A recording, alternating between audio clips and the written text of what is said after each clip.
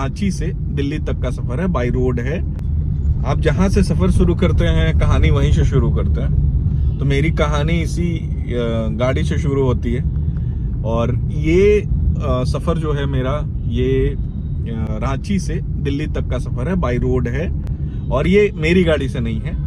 मैं आज जा रहा हूँ बनारस, कल सुबह बनारस रहूंगा और बनारस से फिर दिल्ली के लिए बस लूंगा और परसों मैं सुबह दिल्ली पहुंच जाऊंगा। तो मेरे 2 रातों का सफर इस पूरे ब्लॉग में आप देख पाएंगे कि रांची से दिल्ली अगर आप बाई बस जा रहे हैं तो कैसा सफर होता है, बस कैसी है, कितनी डिले होती है, रास्ते कैसे हैं, कितनी देर में गाड़ियां रुकती है, खाने के लिए कहाँ कहाँ स्टॉपेज है। ये सारी चीजें मैं कोशिश करूंगा इस ब्लॉग में आपको दिखा सकूं। और ये ब्लॉग इसलिए भी खास है क्योंकि मैं आपको बनारस की होली से पहले वाली जो सुबह है वो दिखा पाऊंगा। होलिका दहन पता नहीं हम कितना कवर कर पाएंगे क्योंकि मेरी बस 6:30 बजे के आसपास है। मैं इस वक्त फंसा हूँ ठीक रातू रोड के पास और हमें इंतजार है कि कब फ्लाईओवर शुरू हो और यहाँ जो इस वक्त ट्रैफिक होती है शाम के वक्त वो कम हो, क्योंकि दुर्गा मंदिर से लेकर रातू रोड तक जिस तरह का जाम होता है, कई बार यहीं पर 20 मिनट 25 मिनट से ज्यादा समय लग जाता है। तो कल्पना करना मुश्किल है कि रातू रोड के चौराहे के पास इतना लंबा जाम है।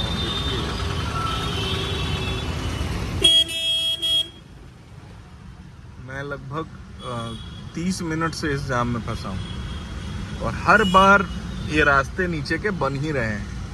ऐसा नहीं है कि एक बार में ये रास्ता कंप्लीट कर दिया गया।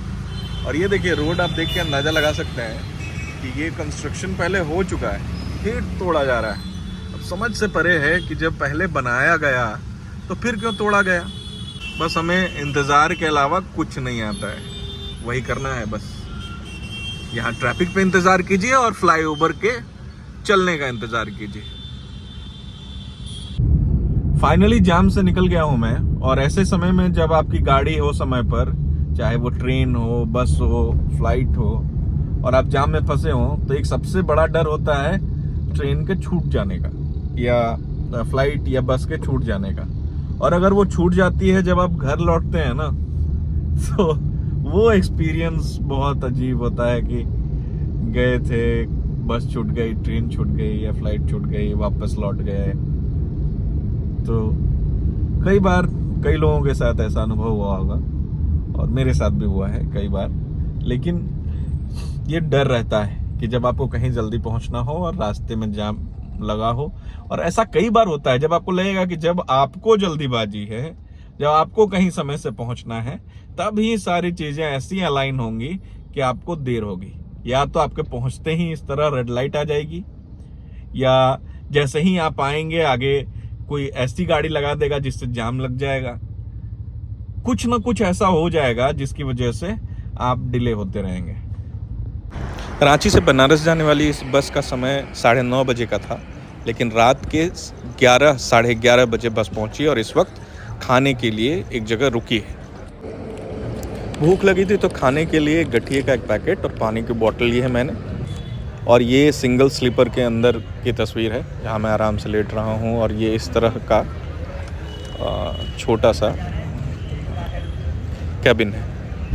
रात का ये सफ़र है, बस पलक झपकते ही रात का ये सफ़र ख़त्म हो जाएगा और दिन की शुरुआत होगी। ऐसे तो मैं इस वक्त गाड़ी से उतर चुका हूँ और गदौलिया चौक की तरफ जा रहा हूँ। मैंने ऑटो लिया है और बनारस हर बार मुझे अपनी तरफ खींचता है। अद्भुत शहर है बनारस। सुबह यहाँ खाने के लिए जिस तरह की वैरायटी मिलती है वो मुझे नहीं लगता है कि कहीं और मिलती होगी। कई तरह के अद्भुत पकवान जो सिर्फ बनारस में ही मिलते हैं। और यहाँ की मलइयो तो अगर आप गए होंगे तो आपने खाई होगी। ज़्यादा नहीं थी, आप पता कर लीजिए। 10 में घाटवा तक पहुँचा दीजिएगा। हाँ, घटवा गिरजाघर गदौलिया वाला वहाँ से नोन है ना, वहाँ से सारा पब्लिक बगले में है। ये गेट वहाँ से उतर के वहाँ से फिर साधन नहीं है। कोई भी बड़ा हो छोटा हो वहाँ उधर नहीं है। अच्छा। क्योंकि वहाँ के बाद गाड़ी पर नहीं मारता है। अच्छा चलिए। क्या है ना, हाँ, बनारस में आज भी आपको कई पुराने मकान जो न जाने कितने सालों से वैसे के वैसे ही हैं, जब से बने हैं, उसमें कोई नयापन नहीं है। वही दरवाजे, वही खिड़कियां पुराने ज़माने के नज़र आएंगे। अगर आप बनारस में सिर्फ सड़कें देख रहे हैं तो गलत कर रहे हैं। आपको सड़क के दोनों तरफ देखना पड़ेगा, जिससे ये पता चलता है कि ये शहर क्यों इतना फेमस है, क्यों इतने इस शहर में रस है।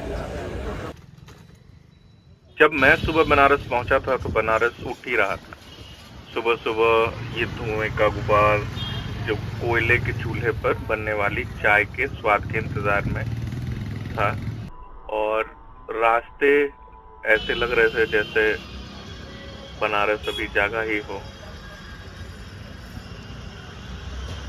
बनारस हर बार ऐसा लगता है जैसे अगर आप थोड़े बहुत अंतराल में जाएं तो लगता है जैसे कई चीजें बदल गई। बनारस ऐसे मुकाम पर है जहां बहुत सारी चीजें बदल रही हैं।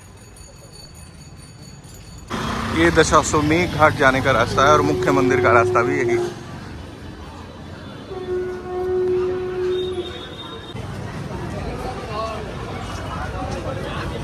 400 मीटर यहाँ से दशाश्वमेध घाट है। ये होलिका दहन की तैयारी है और यहाँ मूर्ति है और लकड़ी इस तरह, और गोद में अगर आप देख सक रहे हैं थोड़ा सा तो प्रहलाद भी है। हर बार बनारस में कुछ ना कुछ बदलता है और इस बदलते तस्वीर की कई